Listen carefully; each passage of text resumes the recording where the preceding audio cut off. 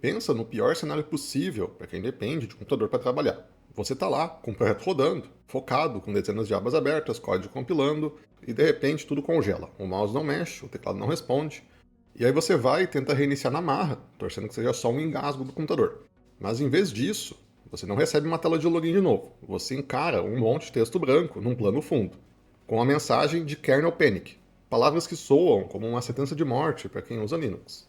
Foi exatamente isso que aconteceu comigo. Estava usando o Pop! OS e não foi a primeira vez que essa instabilidade do Pop! OS me deixou na mão. Aquela falha catastrófica não me deu outra escolha. Eu tive que abandonar o sistema que por muito tempo usei. Eu já estava de olho no Zorin e já queria testar ele. Então, o caminho era óbvio. Vou escolher o Zorin. Mas antes de falar da catástrofe, vamos ser justos. O meu lance com o Pop! OS não começou mal, muito pelo contrário.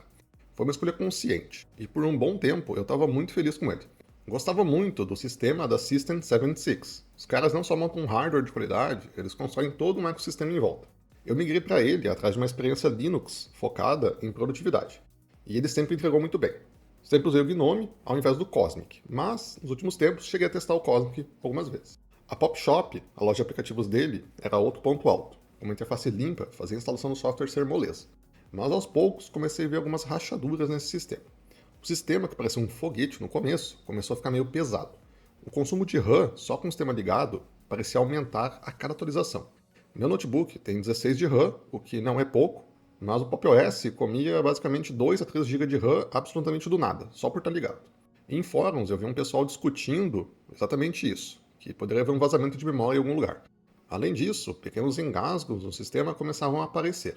Às vezes, ao arrastar uma janela, eu sentia uma microtravada, que quebrava um pouco a fluidez de uso. Nada absurdo, mas para quem é meio chato com o computador, isso começa a incomodar. Até que veio o colapso final. E aí, do nada, simplesmente o computador parou de funcionar. Ele não ligava mais. Kernel panic e não saía dali.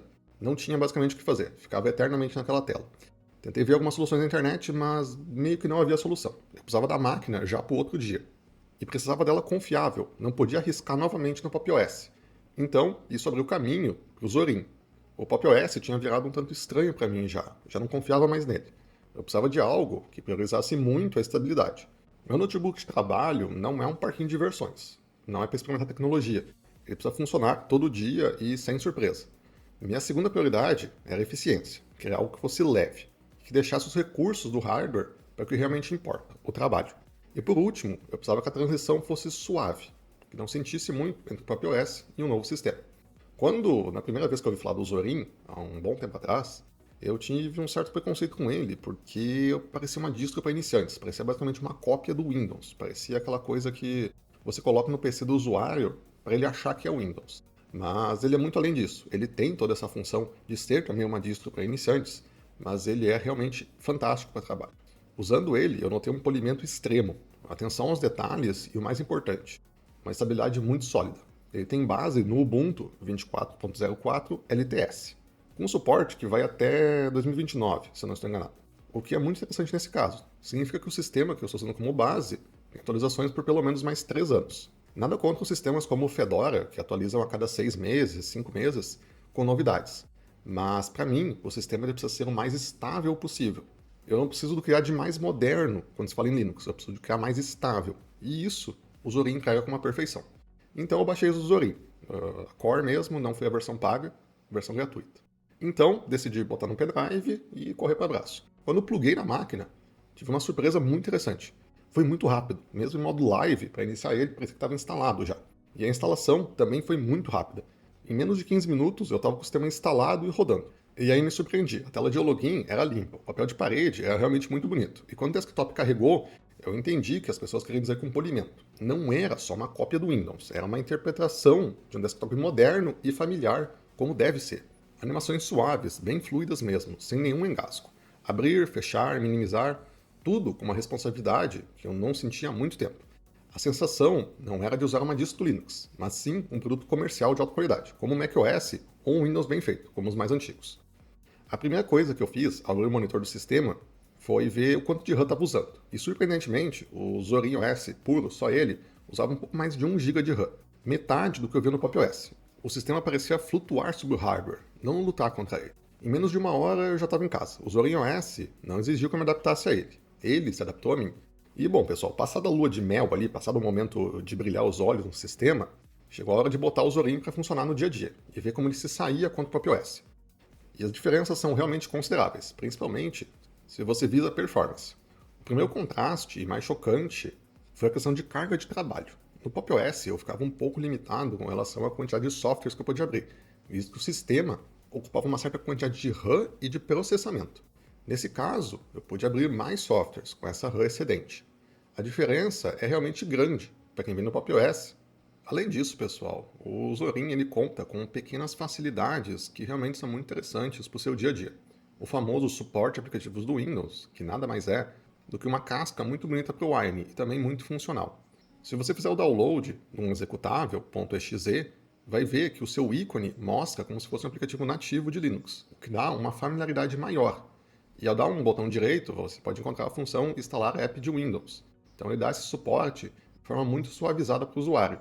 É basicamente uma mágica que remove uma barreira para os novos usuários, de ter que abrir o Wine toda vez para poder rodar o programa. Comparado com o Pop! OS, não temos uma função nova, mas sim uma casca para uma função existente, o que facilita o uso.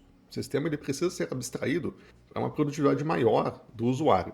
Mas, pessoal, nem tudo são flores. Não existe um sistema perfeito. O Zorin OS não é exceção para isso. Ele também tem áreas que pode melhorar, assim como o Pop! OS. Por exemplo, o Zorin é incrivelmente fluido na maior parte do hardware. Porém, eu noto que alguns usuários relatam com máquinas super potentes, tipo Ryzen 9 e RTX 4090 para cima, relatam notar microengasgos nas animações do Gnome. Parece contraintuitivo, mas talvez as otimizações do Zorin sejam tão focadas no hardware modesto que não se ajustam perfeitamente a esses sistemas de altíssima performance.